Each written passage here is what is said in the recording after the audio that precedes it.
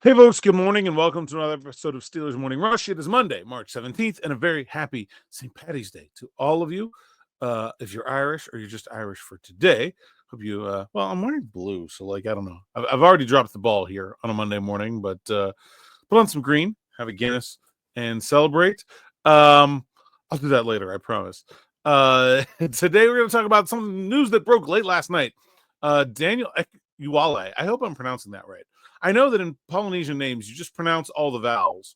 You never blend any of the two. So remember that for your useless factoid of the day, I suppose. Signed from the New England Patriots, where he started 16 games on the defensive line last year. And I think he's a big signing for the Pittsburgh Steelers for a number of reasons. Now, this is not a player that was at the top of anybody's free agent board. Has been kind of a journeyman, was an undrafted free agent with the Browns in 2019. Did spend the last 4 years, with the Patriots, but was not a starter until this past season when the Patriots were, if you didn't notice, pretty bad. So, not a guy that I think you should expect the Steelers to be jumping for joy if he has to start, but he won't. Of course, the Steelers have Keanu Button and Cam Hayward, so their two starting defensive linemen are already in place. And I think this signing kind of brings into focus the rest of the picture here. They've got Montravius Adams, backup nose tackle. Now they have Ekuale, a backup 3-tech and 5-tech. Basically the replacement for Larry Ogunjobi, and they're going to add to that with likely the first-round pick in the 2025 NFL draft. I say likely because this pick does two things. One, it just makes for much better depth. If you look at it too deep now, you're going to have Cam, Keanu, and a first-round pick, Ekuale, Mont Adams, and then really an interesting situation for that. DeMarvin Leal coming back for his neck injury, Dean Lowry perhaps, and maybe even a double dip if they go to his second pick at defensive tackle in this draft. Logan Lee was the 6th rounder last year. Looks like a pretty deep situation there towards the bottom of the roster. And I think that looks good at the top of the roster as well. And there are really good options for defensive tackle in the first round. Kenneth Grant, we've talked a lot about. Walter Nolan from Ole Miss, who the Steelers brass is skipping the Penn State Pro Day, which they usually go to Ole Miss instead next Friday. Nolan didn't work out at the Combine, neither did Grant, so definitely going to want to see those guys. Derek Harmon did work out at the Combine. He's from Oregon. Don't know if they'll be going to Oregon or not, but we'll keep that in our radar going forward. One of those three guys will almost certainly be there in the first round at pick 21. And if they want to trade back, you can add a guy like Tyleik Williams towards the end of the first round, if that's an option as well. I would think generally Grant is the highest ranked of those guys, followed by Nolan, followed by Harmon, then Williams, but different evaluators have different preferences, and that's a generalization. So I think the Steelers will probably be able to find one of those guys. But the Steelers hate going into the draft having to find something.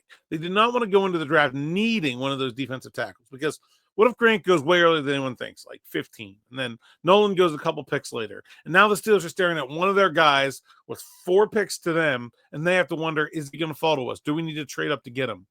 And you take away all that uncertainty when you have protection, right? It's the same concept as signing Mason Rudolph so that they don't have to care what Aaron Rodgers is doing. You just build protection in. Can Daniel Ekuale start? Yes, absolutely. Should they want him to? Probably not. They didn't want Larry to start either. He'll be cheaper than Larry. He'll be better than Isaiah Loudermilk, who I think at this point we can assume won't be back. And it's a really good piece. And so I think a savvy move by Khan, one that I've been expecting. Didn't know who it was going to be. I actually wrote a story on the site last week with a bunch of names, and he was right on the list. Do I include him? Do I not include him? I didn't include him. And then they signed him, of course, because that's the way it goes sometimes. But I think a move that makes a ton of sense, that'll bolster their depth, and I think really reveals their plan at defensive line. I've thought all along that the plan was first-round pick defensive line. I thought that at the Senior Bowl. I thought that at the Combine. I thought that before they made any moves to wide receiver or quarterback, and I'm almost sure of that now. If you had to ask me a percentage of what the Steelers are going to do in the first round, I'd say 80% defensive tackle, and almost all the rest of the other 20% is Emeka Egbuka, just because he is the perfect Pittsburgh Steelers wide receiver from Ohio State, a place they love to go to, and he makes a ton of sense as well. But, man, they got wide receivers. That was their biggest weakness. They upgraded significant with DK Metcalf. There are also other wide receivers out there. If they feel like they need another one, they can go get Amari Cooper, Brandon Cooks, Tyler Lockett, Keenan Allen. there's plenty of other receivers out there. There are not plenty of other starting caliber Pro Bowl type defensive tackles out there.